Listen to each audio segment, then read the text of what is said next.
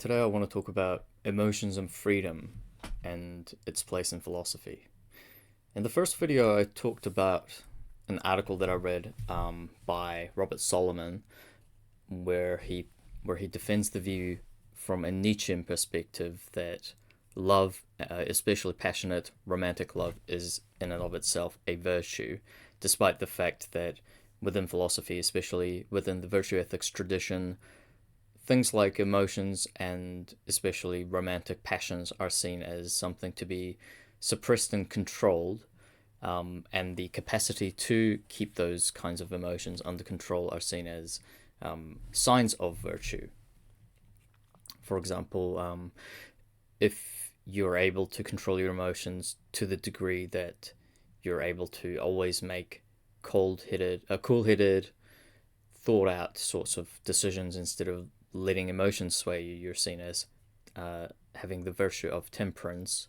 You're having the virtue of rationality. You're having the virtue of um, other such quite interconnected but disparate virtues. They all often have the common theme of being able to control your lower, baser instincts, so to speak, or so they are often characterized as.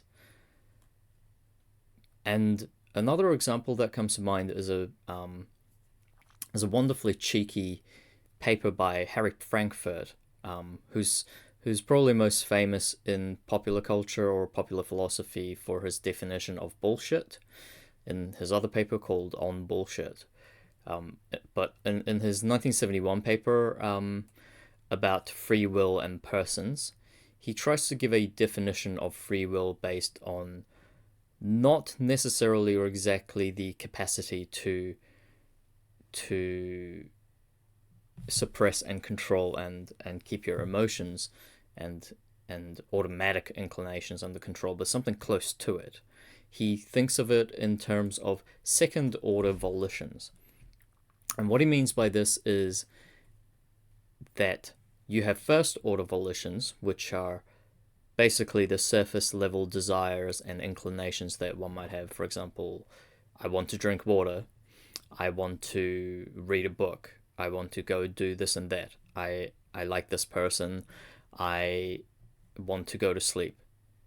It's not necessarily not necessarily physiological needs or automatic instinctive inclinations. It can be something complex like I want to go and uh, build a sandcastle. I want to start a new project or a business. So essentially, it's first order in the sense that I want to, and is the statement I want to is followed by some activity or another or rather. Second order volitions are different in that they are wants about wants. So, for example, and this is kind of a it's not necessarily exclusive to the Buddhists, but it's a theme commonly propounded by Buddhists. I want something. I want to want peace. I want to not want to kill this person because I want to have the virtue of I want to extinguish the vice of wrathfulness. So I want good things. I don't want to want bad things. And this is especially apparent when you think about examples like alcoholics and drug addicts and gambling addicts and other such addicts. They don't want to have their addiction, even if their first order volition of I want to go have a drink, I want to take this drug, I want to go and gamble are very clearly present. They definitely know they want these things, and those desires and the fulfillment of those desires are further amplified and made that much more pleasurable by leaning into those desires. Even if that, even though that is often the case, they still don't want to be addicted. Most of them, anyway. And they, if they could, at the snap of a finger, get rid of their addictions, they would do it. And so there's a conflict between first order and second order volitions very often. And Harry Frankfurt's notion is that free will consists of having second order volitions take control of or take charge of a person's life, such that the person is not only acting on their first order volitions of their immediate wants and needs, but they're planning out and calculating and thinking through what sort of desires that they want to have and what sorts of desires that they want to cultivate in themselves. And I find this very compelling, and this is actually kind of how I view a lot of my own daily life and learning, and how I think of things like self improvement. Although there's a counter position from another author whose name I can't recall at the moment, but he wrote Self Improvement: A Kantian Account, and there's a pretty good review on the Notre Dame review of philosophy. And anyway, back to Harry Frankfurt. He certainly doesn't see having strong second order volitions as a sort of a virtue. As a sort of a duty. He seems to see it more as a sort of a virtue, and also seems to see it as characterizing a person's proper, as in beings with free will. So animals and young children and addicts and people who are, say, really drunk or otherwise intoxicated, whether by emotions or substances, or maybe like a lack of sleep, are seen as lacking free will, and he calls them wontons, not like in the sense of the dumplings, but in the sense that they act wantonly. They follow their first order volitions with wanton abandon. And these people are lacking in free will, and of course the kind of repulsively phrased conclusion would be that they're not as much of people as people who have stronger second order volitions, or at least have at least people with the stronger influence of second order volitions on their life and decision making. And despite the fact that I find this account of free will and how to live your life and how to improve yourself and ultimately how to become a better person very compelling, and I think to a large extent everyone should think in terms of second order volitions, in terms of not just, oh, I want to go and play MMO all day. They should think, this is like a really bad environment for me to put myself into, because it'll cultivate the wrong desires within me and make it harder for me to be better and make me into a worse person overall. I think that's a very, very useful and important way to think about your life. But more and more, I think I'm realizing that there's an important part for emotions and passions and first order volitions to play in a person's life and well-being. And I mean well-being in a very specific kind of sense, often used in bioethics to talk about the holistic sense of health in an individual.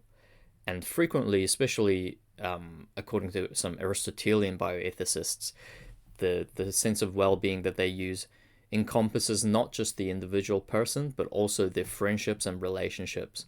And so a person's well-being is harmed if, say, if their friend is in trouble and their friend's life is in danger, or something rather that influences their relationships and friendships.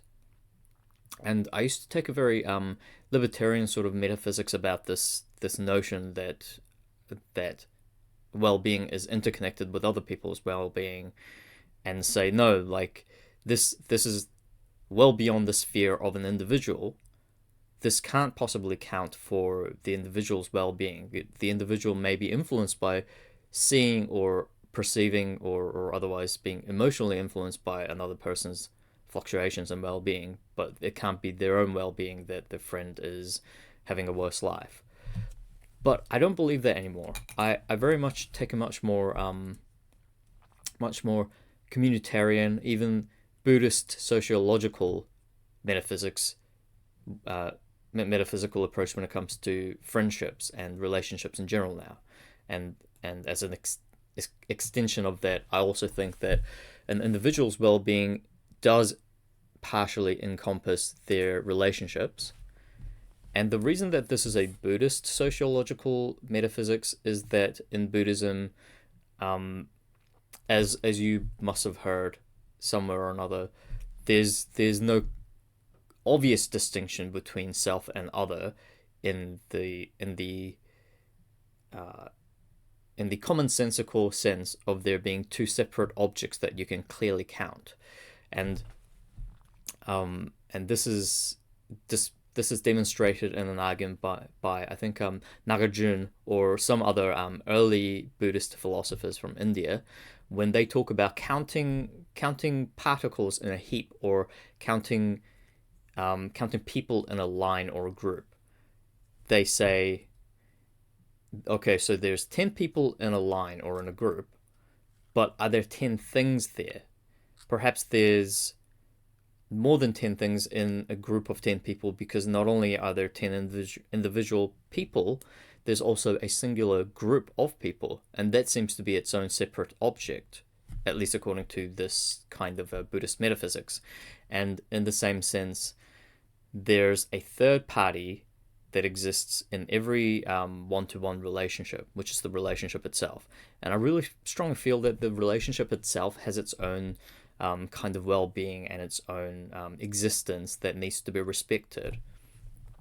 And the reason that I think this is relevant to the question of whether emotions are relevant to the considerations of free will and self-improvement, the duty to self-improvement or the virtue of self-improvement, and the relation between first order volitions and second order volitions, is that I think often when we prioritize second order volitions, as I've tended to do all my life, I've really tried to sort of put my first order volitions on a leash, make sure that I'm always being very methodical and systematic in my approach to deciding for myself what sort of desires I'm supposed to have, what sort of things I'm supposed to become by doing such an one thing or another.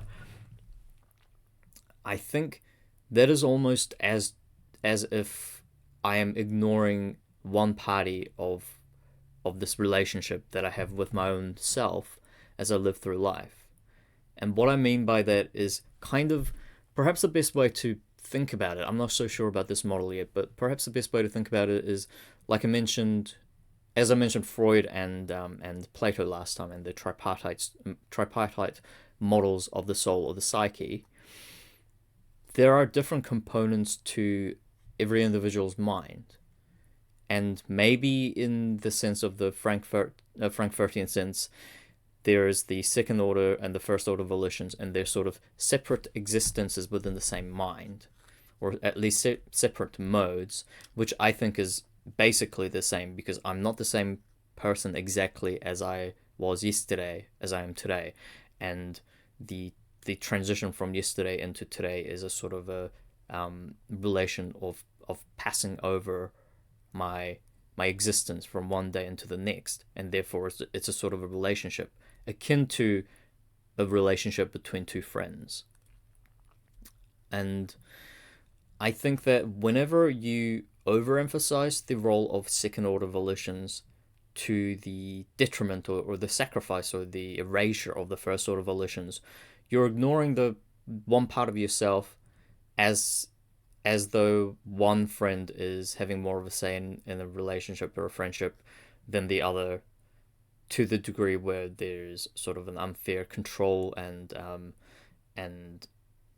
power imbalance going on that is harmful to the overall relationship. And so I think contrary to the rationalistic and anti-emotive tradition within philosophy when it comes to virtue, this is really not a good state of affairs, because it's not the second order volitions that truly characterizes the person, or is the real real true driver in the driver's seat of Plato's chariot or something like that.